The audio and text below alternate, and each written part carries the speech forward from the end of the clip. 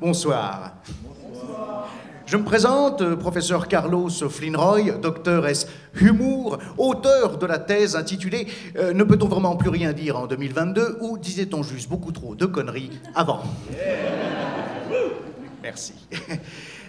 Mon truc, c'est la littérature, mais pas n'importe laquelle. La grande littérature. Et je voudrais profiter de l'occasion qui m'est donnée ce soir pour vous présenter un genre souvent galvaudé, ignoré par l'intelligentsia, au motif qu'on ne peut se procurer ces ouvrages que dans les librairies underground de Jiffy, Nose et Centracor. Je veux vous parler de ce genre méconnu qu'est le roman de Poney. Je sais, quand on découvre ce genre d'ouvrage avec sa belle couverture pailletée, on se dit « Ah, il est quand même beaucoup plus soigné que d'autres, hein !» Ouvrage majeur de la littérature de Poney, premier rôle pour Bambou est le tome 7 de la saga Le Club des Poneys par Sylvie Beaussier, génie littéraire du XXIe siècle. C'est avant tout l'histoire de Léa Dupré, qui part en vacances au Poney Club de la Forêt Bleue et elle va monter un spectacle. Pour cela, elle et ses copines vont se prêter le poney star, le poney cascadeur. Bambou, il y en a un qui suit, ouais. Sauf que voilà, Clémence, elle veut pas prêter son poney. Ah, comment ça va se finir? Quel suspense. Mais ce qu'il y a de fou dans ce livre, outre ce scénario de dingue, là, c'est ce qu'il y a sous le texte. Entre les lignes. Commençons par analyser la galerie de personnages. Léa Dupré, Clémence, Camille, Mathilde, Olivier, Emma. On sent dès le départ qu'on va nous parler de problèmes de blanc, là, hein? Pas un Aziz, pas une Bintou, hein? Et c'est comme ça que, discrètement, Sylvie Beaussier dépeint la fracture sociale. Poney Club, club de riches, pas en arabe, bam!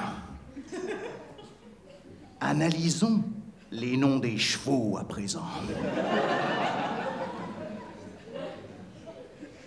Dakota, Cheyenne, Apache ici et Bambou là, pourquoi pas Banania tant qu'on y est, hein? Que des noms de peuples colonisés. Ça dénonce le club des poneys. Ça dénonce, on en est qu'à la page 2. C'est pas évident qu'elle les clash, les esclavagistes, lorsqu'elle décrit les canassons, page 27. Des poneys de toutes les nuances se croisent, du presque blanc, hein, au quasi noir, en passant par le beige, le doré, le caramel. Wow, wow, wow. Wow. On parle toujours du club des poneys ou de mes potes de Seine-Saint-Denis, là? Mais la critique sociétale ne démarre vraiment qu'à la page 3. C'est parti pour une semaine de bonheur et de travail au Poney Club de la Forêt Bleue. Waouh, de bonheur et de travail, hein. Les gamines, elles ont toutes 9 ans, mais elles auraient déjà la valeur travail, en intraveineuse, hein.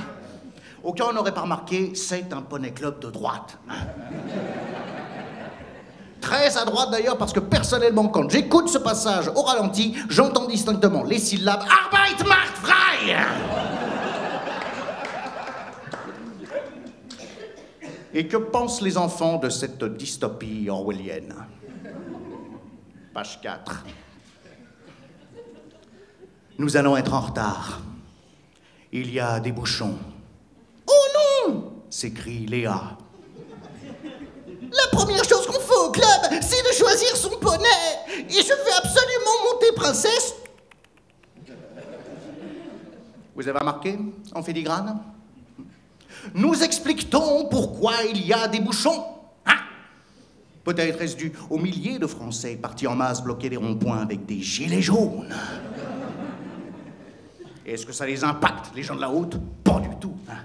Eux, ce qui les intéresse, c'est d'être les premiers. Et les premiers pourquoi? Pour monter une saloperie de poney qui s'appelle princesse.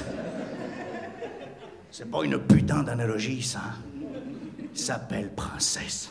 Le club des poneys. Du génie, ma gueule. Oui, ça ne fait que commencer. Car bientôt, Sylvie Beaussier se déchaîne, page 5, dans une scène jouissive d'apocalypse.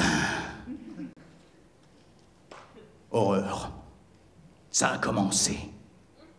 On distingue des enfants revenant des box et des champs. Tous ont choisi leur bonnet. Revenant des box, hein? Sûrement des bacs plus 5 qui font un boulot de merde en open space. Revenant des champs, quoi. Des honnêtes fils et filles d'agriculteurs qui sont venus choisir leur bonnet comme tout le monde. C'est la convergence des luttes. La liberté guidant le peuple au bonnet club des sangs bleus. La redistribution des bonnets. Il y en a 3. Ah, tu chies dans ton jean diesel, Léa Dupré, hein? Ça sent la guillotine dans ta petite nuque à particules. Quand soudain... Mais ne t'inquiète pas, dit le moniteur. Nous te connaissons trop bien. Nous te l'avons réservé.